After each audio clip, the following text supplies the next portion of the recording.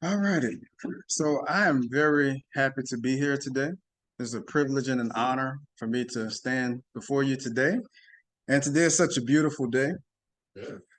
So we're going to continue our series on courage. So just to review, recap of what we talked about last Sabbath, we talked about ways to become courageous. So we talked about relying on God, right? To read and understand his words and his promises. We talked about ourselves, affirming and meditating on the word, because we know faith comes by hearing, right? And hearing from the word of God. And also other believers. We want to surround ourselves with those who can and will encourage us with truth. Right. So we don't want to surround ourselves with negativity. Right. So people that are going to, the naysayers, they're going to tell us the sky is going to fall on our heads, so negative Nancy's, the Karens, whatever we want to call them, right? The negative Karens. So we want to surround ourselves with positive people. All right. So have you guys ever heard the expression, just have faith? It'll be okay. Yeah. Don't worry about it. Right. My mom told me that my whole life. I could have been doing the worst of the worst, and she'd be like, you know what? It's going to be okay. Don't worry about it. Right. So this expression is used to encourage and comfort those facing a trial or a stressful situation. Right. And we look at sometimes in life, we look at sport functions. And I was watching basketball the other night, and 5 seconds left in the game, the coach is going to LeBron James, right? When we're watching the Lakers play, because they have faith that he is going to hit the last second shot, right? And he has courage enough to take the last second shot, right? Brother Glenn has faith that he could beat David in basketball as well, right? And David has faith that you cannot beat him in basketball, right? So, but what is faith? When we think about that question, what is faith? So Webster's dictionary defines faith as complete trust or confidence in someone or something. So the Hebrew word for faith is emunah. And you may remember some weeks back, Vanessa did a word study on emunah. And we kind of all drew what we thought faith looked like. So it is often translated as faithfulness, right? So we go just deeper than just faith. It's faithfulness. So this word describes much more than just believing and having faith. It reveals a life of full reliance upon God. So emunah is faith that results in faithfulness, and it implies action, right? So we have to be doing something, right? So I look at the faith as, or the idea of faith as a staircase. So you may know and understand that the stairs go to the next level, but until you climb the stairs, you won't actually experience the next level, right? Otherwise, we're just looking at the staircase. So Martin Luther King said that faith is taking the first step even when you don't see the whole staircase. We can't just believe in the stairs and settle for knowing that the stairs are there, but we must climb the stairs. So there's a famous verse out there by James, the brother of Yeshua. And he states that faith without works is dead. Faith without works is dead. So emunah is not, again, faith alone, but it is faith completed by works. So what you do is more important than what you know. So I want to go to James 2:17. If you would turn to James 2:17 with me.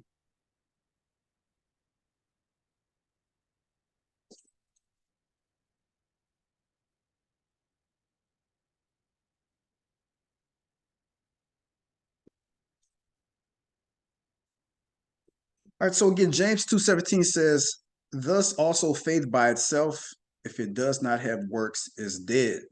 But someone will say, you have faith and I have works.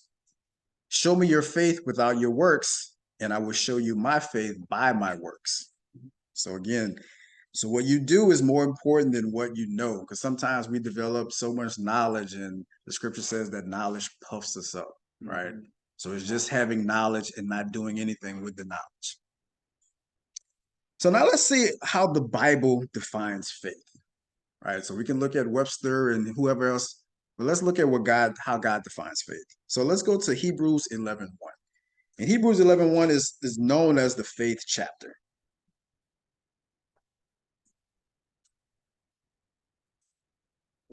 So Hebrews 11:1.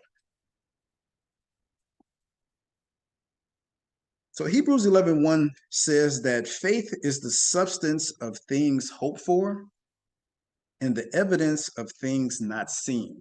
All right. So this is another famous verse. So what is it that we hope for? So that's a question I used to have when I first read this. I was like, okay, so faith is a substance of things hoped for. So what are we hoping for? So we hope that Yah is trustworthy and honors his promises. We can be sure that his promises of salvation and eternal life will be ours someday, based on who he is. So the second part of the definition acknowledges our problem, is that God is invisible. And as we read throughout the scriptures, the life and times of the Israelites, all the other nations said, y'all worship this invisible God, or the unknown God, as some nations called him. So Israel always wanted to be like the other nations, right? We have this invisible God, but they wanted something tangible. They wanted something that they could touch and see and feel. So also, we can't see the third heaven also. And eternal life, which begins with our individual salvation here on earth, is also something that we can't see. But our faith in God makes us certain of these things. So we're not going to count on science or scientific tangible things and idols of wood and stone, things that we are going to put our faith in. So when we read the Bible, we learn about the character of God. So we can learn to have faith in him. So everything we need to know about God is found there. It's an accurate, in-depth picture of his nature. So one of the things we learn about in scripture is that God is incapable of lying. His integrity is perfect. Can we all agree on that? So his word is declared to be true. So we can accept that statement based on God's character. So we need faith. We need courageous faith. We need emunah faith, right? So this is the type of faith that sets apart these that are spoken of when we read further down in Hebrews 11.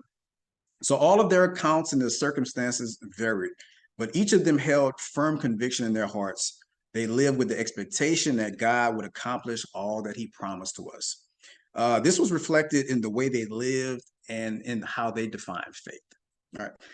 So next, I want to go to Numbers 13. So last week we read some of Numbers and we talked about Joshua and how he was told to be courageous and to be strong.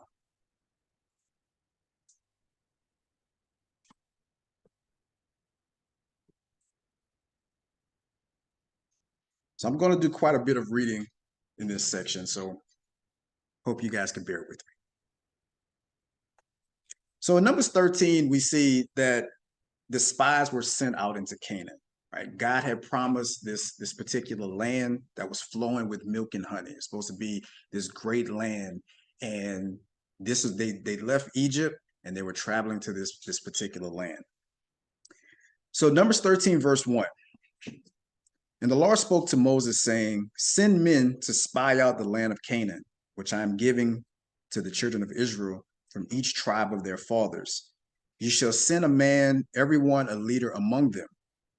So Moses sent them from the wilderness of Paran, according to the command of the Lord, all of them men who were heads of the children of Israel. Now let's skip down to verse 17. Then Moses sent them to spy out the land of Canaan and said to them, go up this way into the south and go up to the mountains and see what the land is like, whether the people who dwell in it are strong or weak, few or many, whether the land they dwell in is good or bad, whether the cities they inhabit are like camps or strongholds, whether the land is rich or poor, and whether there are forests there or not. Be of good courage and bring some of the fruit of the land, Now the time was the season of the first ripe grapes. So they went up and spied out the land from the wilderness of Zin as far as Rehob, near the entrance of Hamath. And they went up through the south and came to Hebron, Ahiman, Shishai, and Talmai, the descendants of Anak. Do any of you remember who Anak was?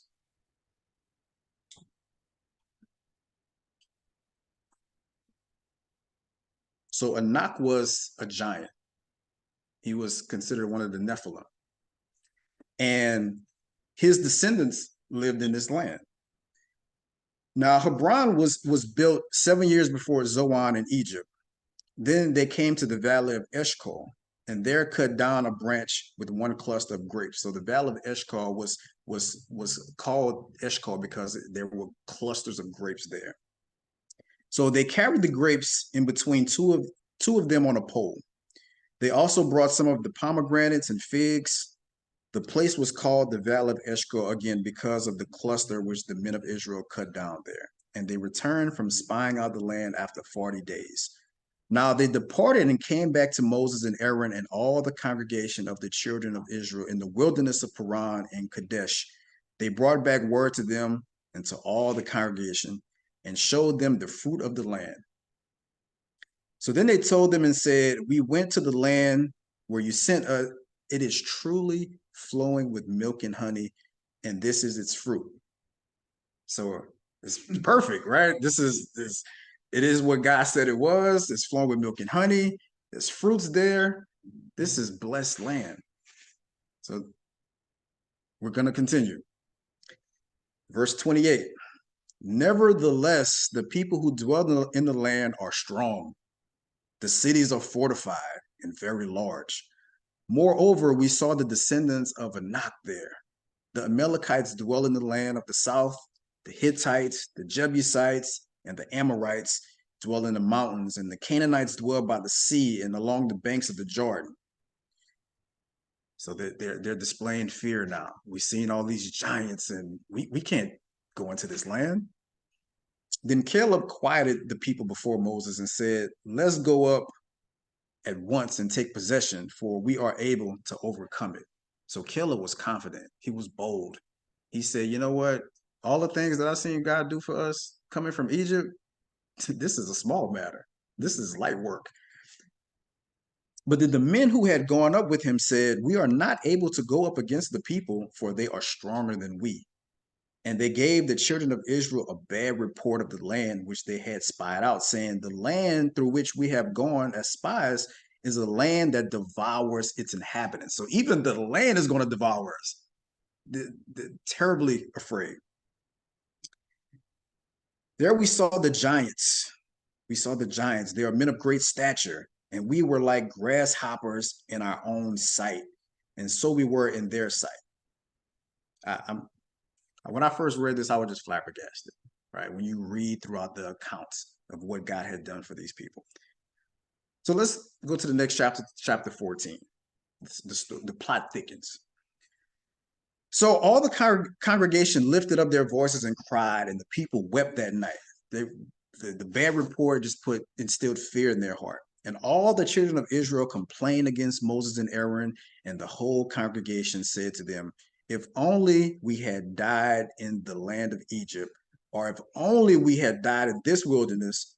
Why has the Lord brought us to this land to fall by the sword, that our wives and children will become victims? Now, the men are saying this, that our wives and children will become victims, not us. I'm going to run.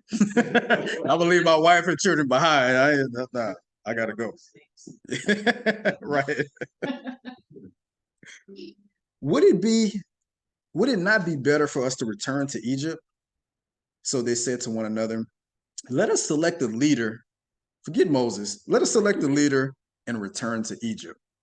Now, when we rewind, when they were in Egypt as slaves, they murmured, they cried out to God, they pleaded, please rescue us, save us from this awful land and from these awful people. So God approached Moses, prepped him, sent him there, led the people out. Plagues were on the land, something they probably have never seen before in their life.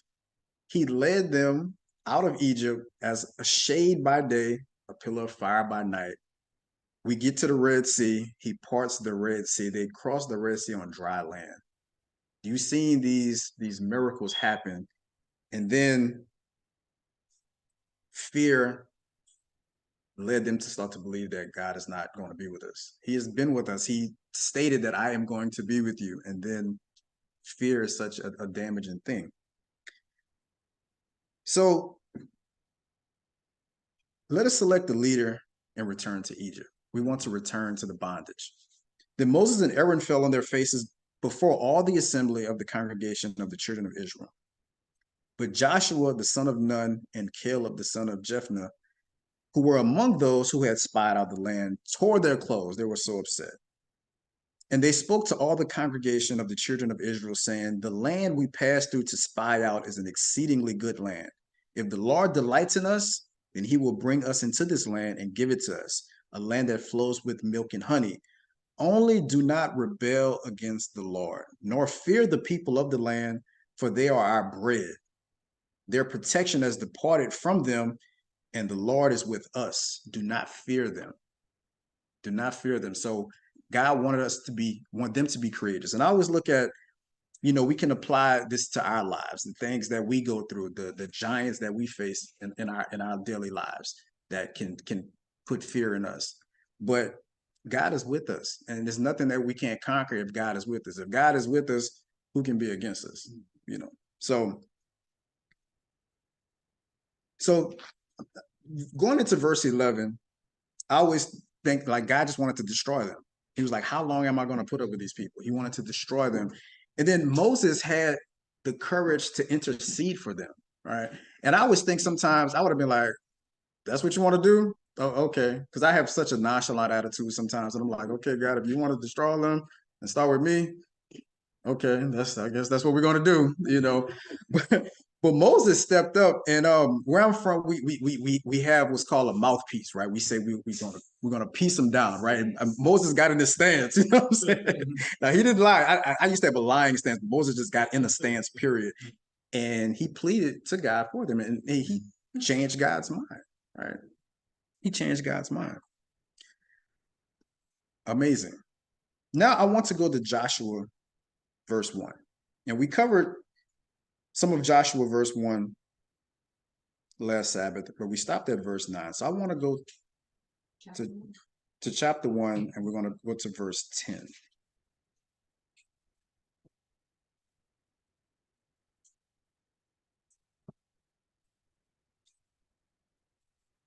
So God gave Moses the order. He gave Joshua the order to cross over the Jordan River. So when they got into the land, they were going to cross over the Jordan River. So then Joshua commanded the officers of the people, saying, pass through the camp and command the people, saying, prepare provisions for yourselves. For within 3 days you will cross over this Jordan to go in to possess the land which the Lord your God is giving you to possess. And to the Reubenites, the Gadites, and half the tribe of Manasseh, Joshua spoke, saying, remember the word which Moses, the servant of the Lord, commanded you, saying, the Lord your God is giving you rest and giving you this land. Your wives, your little ones, and your livestock shall remain in the land which Moses gave you on this side of the Jordan. So we know Moses is deceased at this point. 40 years have passed. And God said they were going to remain wandering in the wilderness, and he wanted to kill all those negative people off, right? And their descendants were going to dwell into this new land. So your wives, your little ones, and your livestock shall remain in the land which Moses gave you on this side of the Jordan, but you shall pass before your brethren armed, all your mighty men of valor, and help them until the Lord has given you your brethren rest as he gave you. And they also have taken possession of the land which the Lord your God is giving them. And then you shall return to the land of your possession and enjoy it, which Moses, the Lord's servant, gave you on the side of the Jordan towards the sunrise. So they answered Joshua, saying, all that you command us, we will do. So these people were on board. And wherever you send us, we will go. Just as we heeded Moses in all things, so we will heed you. Only the Lord your God be with you as he was with Moses. Whoever rebels against your command and does not heed your words and all that you command, him shall be put to death. Only be strong and of good courage. So Joshua was told to be courageous at least 6 times, because we talked about last Sabbath that he was struggling with being courageous, going into this land to face these particular fears also. So he had to be courageous as well. Now, in Joshua, the second chapter, he sent 2 spies in. Rahab hid the spies, and they vowed to protect her and her family. And she told him that the people in this land heard about the Israelites coming. They heard about them, and they were fearful. They knew God wasn't among them anymore, and God was with the Israelites, and they were going to come and take over the land. So next, I want to go to Joshua chapter 3. And we're going to start at verse 8. So when they came to the river Jordan, Joshua told the priests, well, God told Joshua what to say. And you shall command the priests who bear the ark of the covenant, saying, when you have come to the edge of the water of the Jordan, you shall stand in the Jordan. So Joshua said to the children of Israel, come here and hear the word of the Lord your God. And Joshua said, by this you shall know that the living God is among you, and that he will without fail drive out from before you the Canaanites and the Hittites, the Hivites, the Perizzites, and the Girgashites, the Amorites, and the Jebusites. So we can, even when we apply this to our lives, God is driving out fear from our lives when we have faith in him. He is driving out insecurities. He's driving out all these negative things that come across us. Sometimes he has to drive negative people out of our lives as well. So behold, the ark of the covenant of the Lord of all the earth is crossing over before you into the Jordan. Now, therefore, take for yourselves 12 men from the tribes of Israel, one man from every tribe, and it shall come to pass, as soon as the soles of the feet of the priests who bear the ark of the Lord of all the earth shall rest in the waters of the Jordan, that the waters of the Jordan shall be cut off, the waters that come down from upstream, and they shall stand as a heap. They were going to stand still. So it was when the people set out from the camp to cross over the Jordan, with the priests bearing the ark of the covenant before the people. And as those who bore the ark came to the Jordan, and the feet of the priests who bore the ark dipped in the edge of the water, for the Jordan overflows all its banks during the whole time of the harvest, that the waters which came down from upstream stood still and rose in a heap very far away at Adam, the city that is beside Zartan. So the waters that went down into the sea of the Arabah, the Salt Sea, they failed. They were cut off, and the people crossed over opposite Jericho. Then the priests who bore the ark of the covenant of the Lord stood firm on dry land in the midst of the Jordan, and all of Israel crossed over on dry land until all the people had crossed completely over the Jordan. So I don't know exactly how many people it was, kind of how they mentioned when they crossed over the Red Sea, but they had faith, and God said that what he was going to do for them, he promised them this particular land. And from what I've read, the river Jordan was more of rough waters than the Red Sea was. And he parted this sea as well, and they crossed over on dry land. So when we're in the wilderness, we have to feed our faith and starve our fears.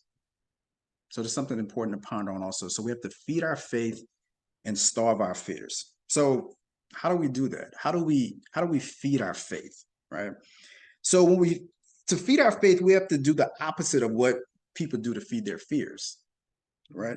So just like the Israelites, fear causes us to forget the good things that Yah has done for us, and faith causes us to remember all the good things that Yah has done for us. Right? So they forgot all the great things that God did for them, and they were fearful and they wanted to turn around. So, but faith, Joshua and Caleb, they was like, you know what? We can overcome. We can take these giants, and we can take whatever nation that's in this land, because God promised us, and he said that we're going to have this land. So sometimes we see people that are happy, they're joyous, and they're thanking God consistently for things that are happening in their lives, right? And we see their faith because God has done something great in their lives, and they continuously thank God for it. They thank God for it. So they have an attitude of gratitude. That's what I like to call it. So an attitude of gratitude. to the next slide.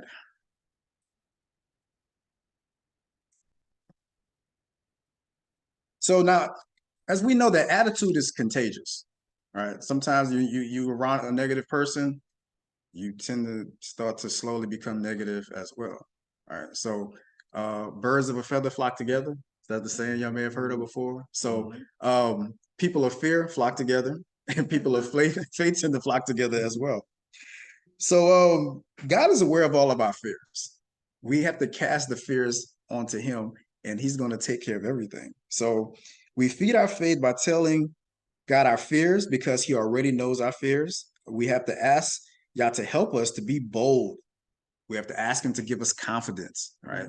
Because again, I mean, we run into things every single day that's fearful to us. Again, sometimes just driving to work. I have a guy that I became friends with at work. He was a fairly new guy, but just driving around Atlanta, he was from a small town in South Carolina. He moved to Atlanta, and he quit because he said he's too fearful of just driving. And this guy is 21 years old. He had anxiety just driving around the city, and yeah, it's a real thing. So yeah, to him, and I'm developing road rage slowly but surely. And I got to pray about that. I need y'all to pray for me. Just driving to work every day, right? And me and Mr. Silas, we talk about, our frustration with driving back and forth around, and some of you retired folks, y'all don't have to drive as much as us working people have to drive, So I've been searching lately. I said, you know what? I'm gonna have to find a job from home so I can, just not, have the frustration in my life. So you got people cutting you off, and you hear stories about, people running you off the road, or you cutting someone off on accident, they pulling out guns on you, and it's crazy. Like the road rage is a real thing. But God tells us to be courageous for a reason, right? He's going to provide the courage we need, just like he did for Joshua and Caleb. So fear causes us to view our future in despair, and faith enables us to depend on Yah for our future. Okay. So I'm going to say that one more time. Fear causes us to view our future in despair, and faith enables us to depend on Yah for our future. So once again, we have to have an attitude of gratitude, and gratitude feeds our faith, right? We have to be thankful for what Yah has given us, and we don't want to forget what he has done for us. Also, growth is going to feed our faith. So you become a person of faith when you do things of faith. You cross your own Jordan River, right? We have many Jordan rivers that we have to cross day to day. So we take risks, we keep moving forward. So we're not just going to wander in the wilderness aimlessly. So next, we become Yah dependent. We become dependent on him. So we would never receive or achieve certain things in life if we don't fully depend on Yah. So we have to continue to ask for more faith and ask for more courage. So next, I want to go to Luke 17, verse 5. And can I get a volunteer reader? And the apostles said to the Lord, increase our faith. So the Lord said, if you have faith as a mustard seed, you can say to this mulberry tree, be pulled up by the roots and be planted in the sea, and it would obey you. Wow. Just, have you ever seen a mustard seed before? Just a little bit of faith. And have you ever seen a mustard seed when it grows into this humongous tree, right? So we just have to have a little bit of faith. And I look at it like being in a dark room, and you just see a small slither of light, and that gives you some hope. Like, okay, this. Yeah, I do. I do. I admit when Vanessa's gone, I sleep with a nightlight. I don't know why I've been doing this since I was a kid. I don't like to be in total darkness. I need a little bit of light. Otherwise, Mr. Sunday is gonna have to come sleep downstairs. Otherwise, Sam, Mr. Sunday.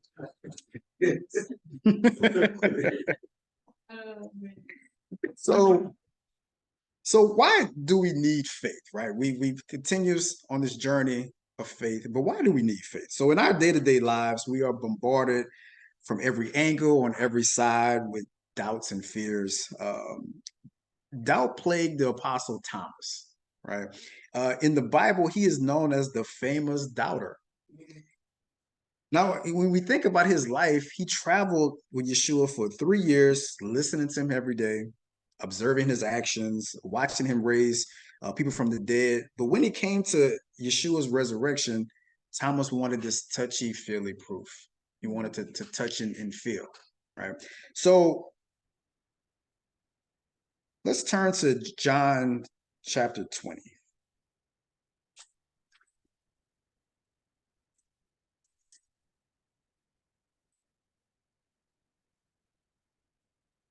And we're going to go to verse 27. So when Yeshua showed up, Thomas didn't believe. He was like, that's not, I don't believe that's the Messiah. I don't believe he resurrected. So verse 27 says, then he said to Thomas, reach your finger here and look at my hands, and reach your hand here and put it inside my side. It says, he said, do not be unbelieving, but be believing.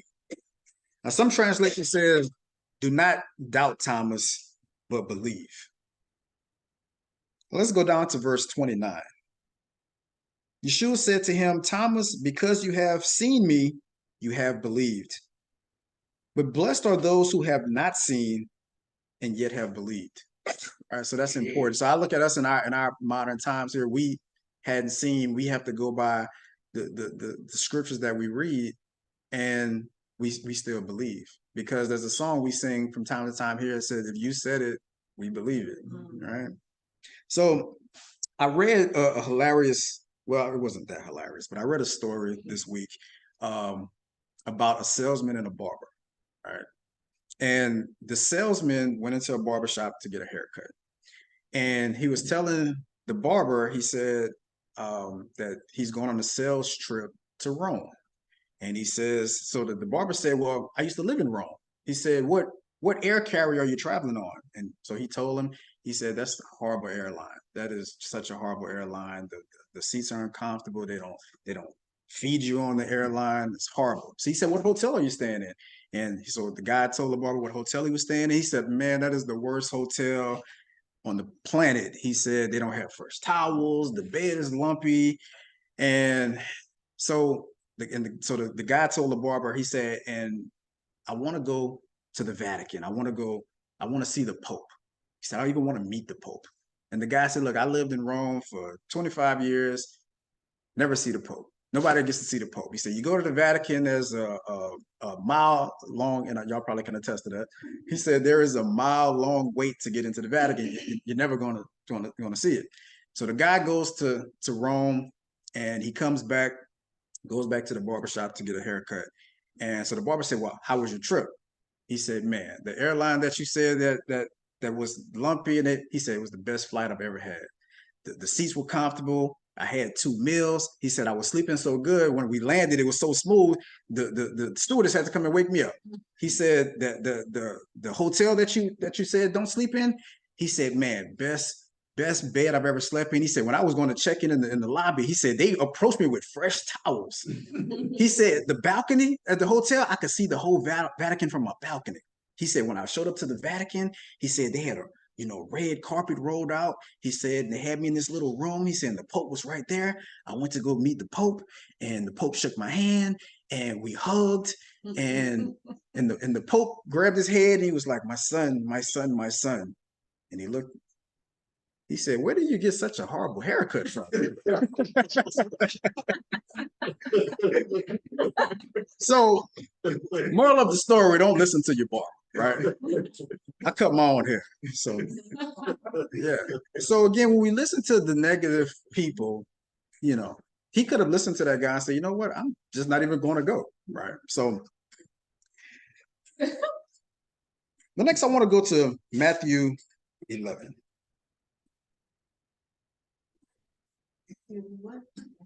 Matthew chapter 11, and we're going to go to verse 22.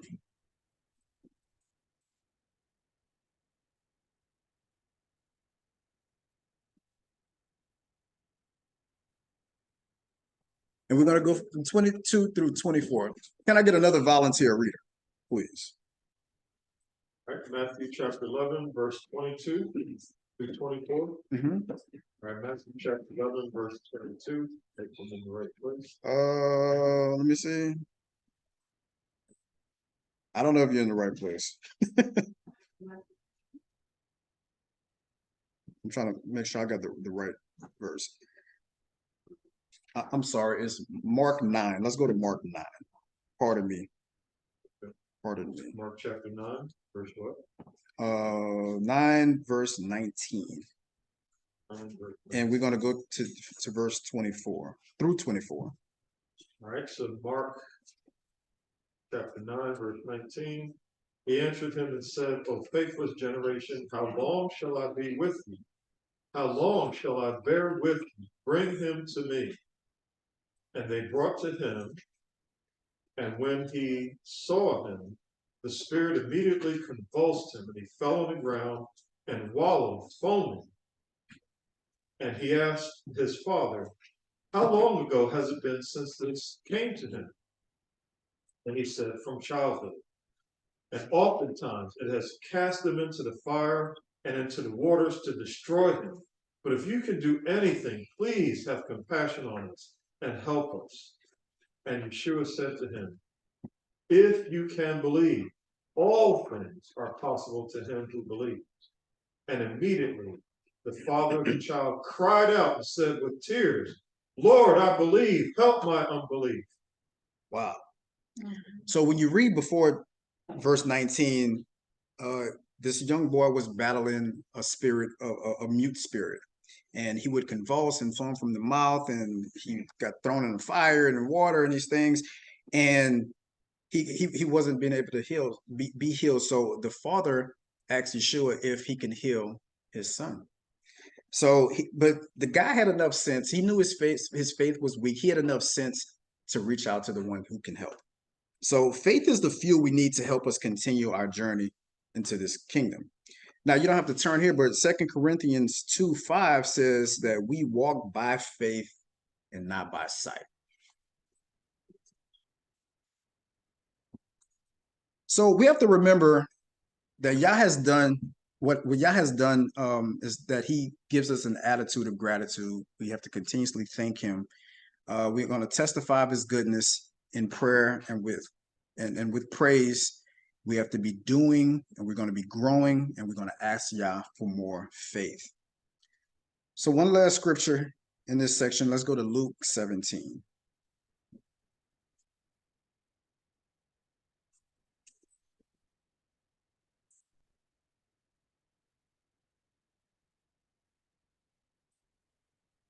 So Luke 17, and we're going to go to verse 5.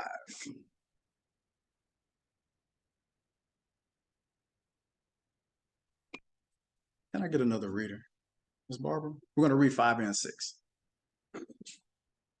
And the apostles said to the Lord, Increase our faith. So the Lord said, If you have faith as a mustard seed, you can say to this mulberry tree, Be pulled up by the roots and be planted in the sea, and it would obey you. Yes, I want to read that one more time. So we just have to have a little bit of faith, the faith as of a mustard seed. Now, I want to look at, we're going to cover 5 ways that we can strengthen our faith. And I'm not going to hold you here all day long.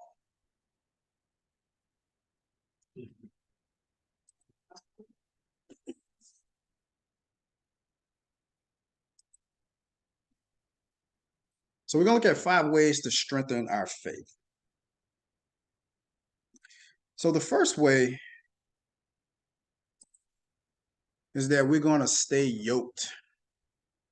And when you hear the word yoked, what comes to your mind? Tied to a bull pulling a cart. That's correct. That's what I think about also when I think of yoked, or being unequally yoked in these things, right? But it's being attached, right? So Yah is our source, and Yeshua shares in his strength. He's the strong leader, the one who carries it all. So he tells us we can trust him He has walked the path already, and he'll help us in hard times. So he's the strong ox, and we're the weak ox, and he's traveling on a path, and we yoke to him, and we're going to follow him on the path.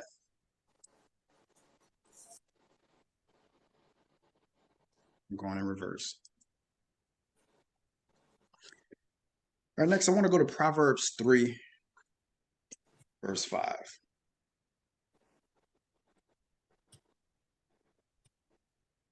In Proverbs 3 says, trust in the Lord with all your heart and lean not on your own understanding. So we have to be leaning on him, because we can think that we can take over the world, we can do these things, but without him, we can't even put one foot in front of the other. And some of you may remember, I know some of y'all are young in here, but we had this commercial in the 90s. It was a VA commercial, and the man was leaning, he was leaning to the side because he hadn't drunk his VA. I know you remember that commercial, Mr. Steve. But I want to lean on Yeshua that way. I just want to lean on him. And when we think about leaning, we want to lean a little bit harder. So we don't want to lean on our own understanding. In all your ways, acknowledge him, and he shall direct your paths.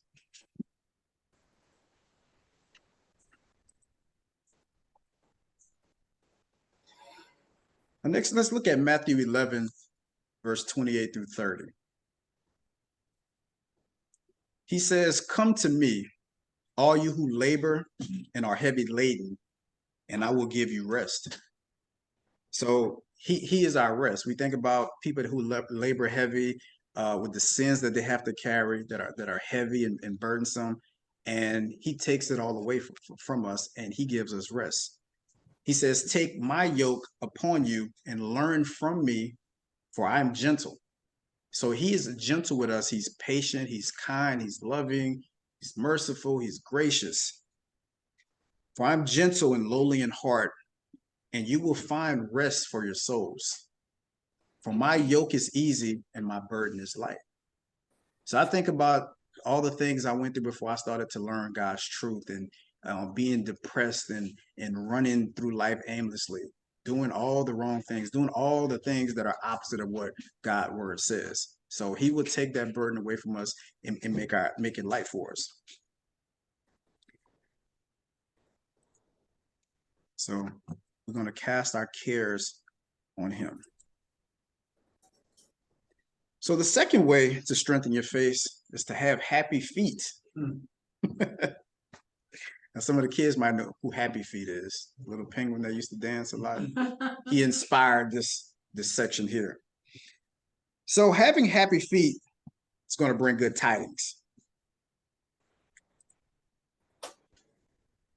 So let's go to Isaiah 52, verse 7 through 10.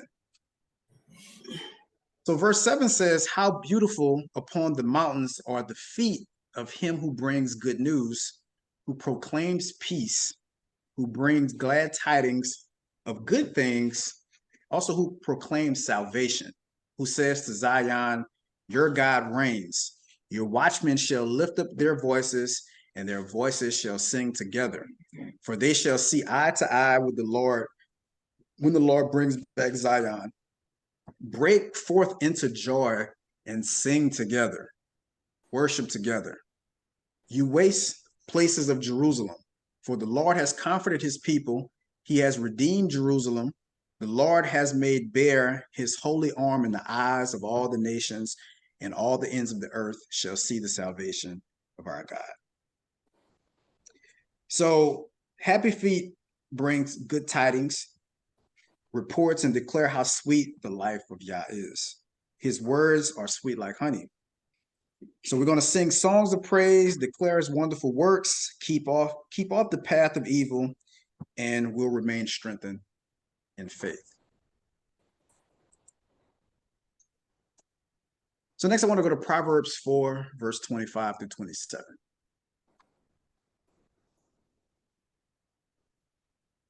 So verse 25 says, look straight ahead and fix your eyes on what lies before you.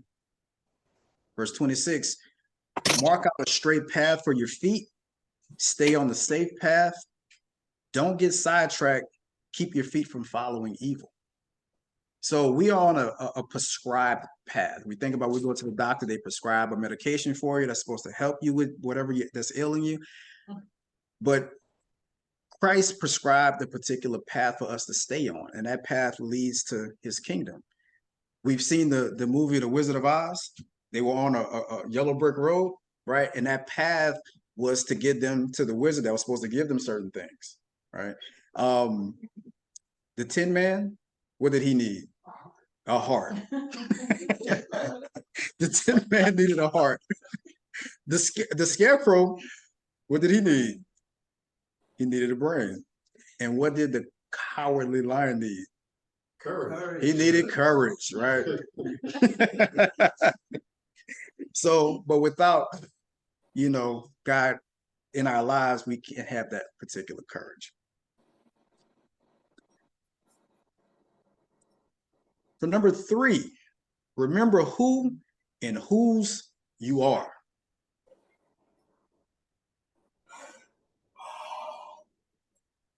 So let's go to Psalm 100.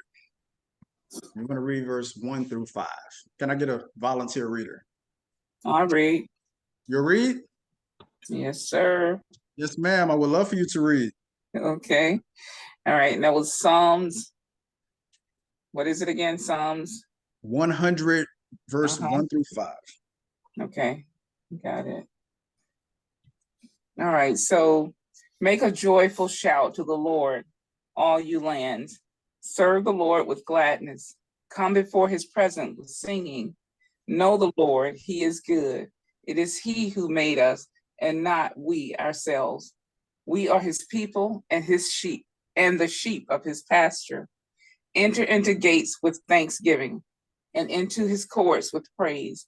Be thankful to him and bless his name, for the Lord is good. His mercy is everlasting and his truth endures to all generations. Amen.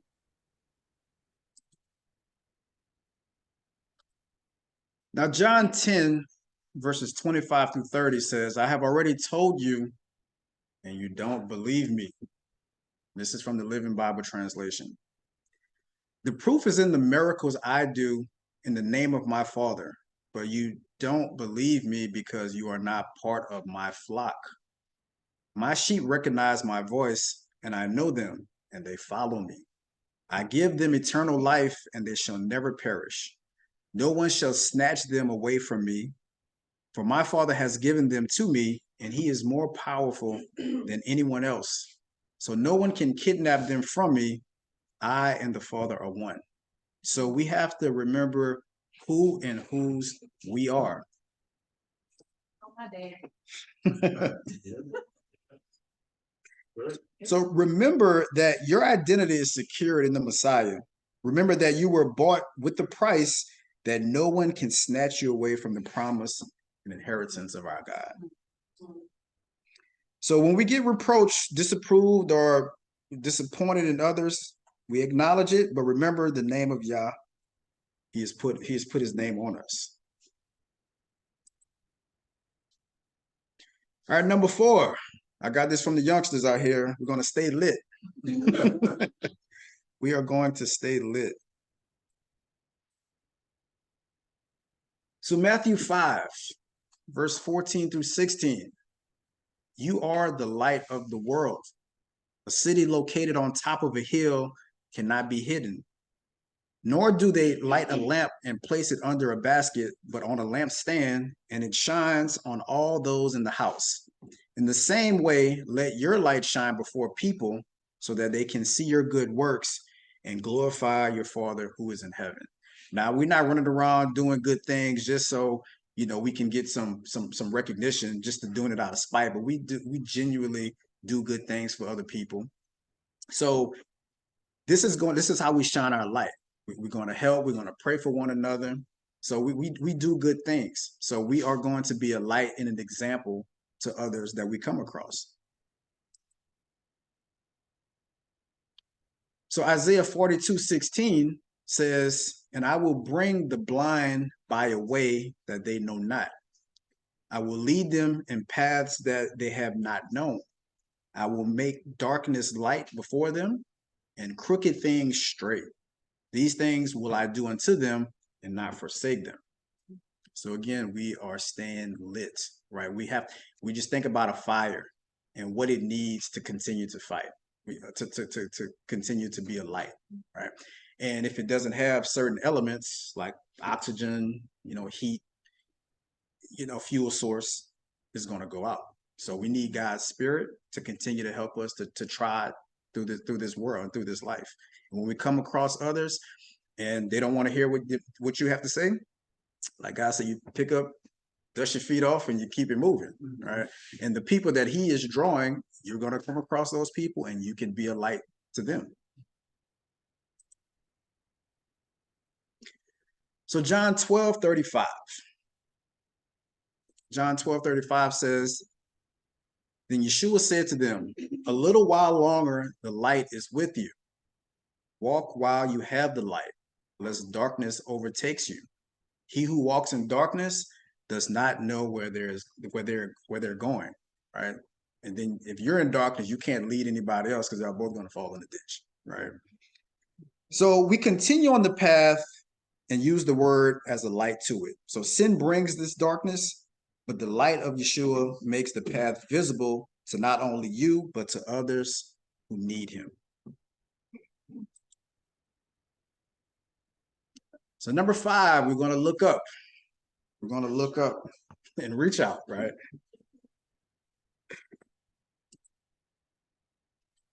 So next we look at Luke 21, verse 28. So verse 28 says, now when these things begin to happen, look up and lift up your heads because your redemption draws near. All right? That should be encouraging to us.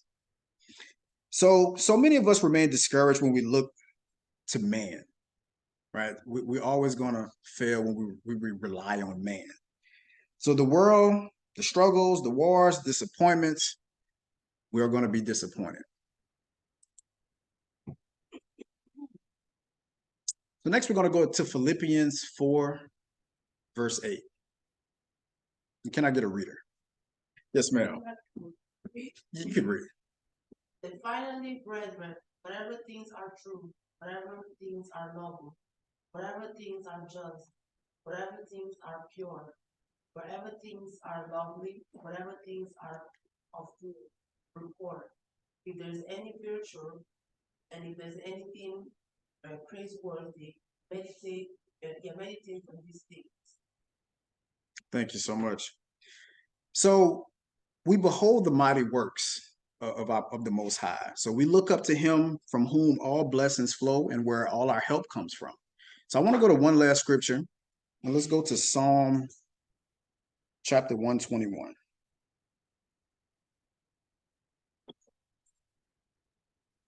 Yes, ma'am.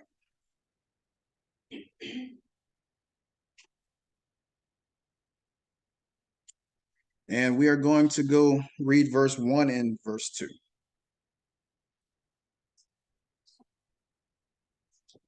And if I could get one last reader, I would be so thankful.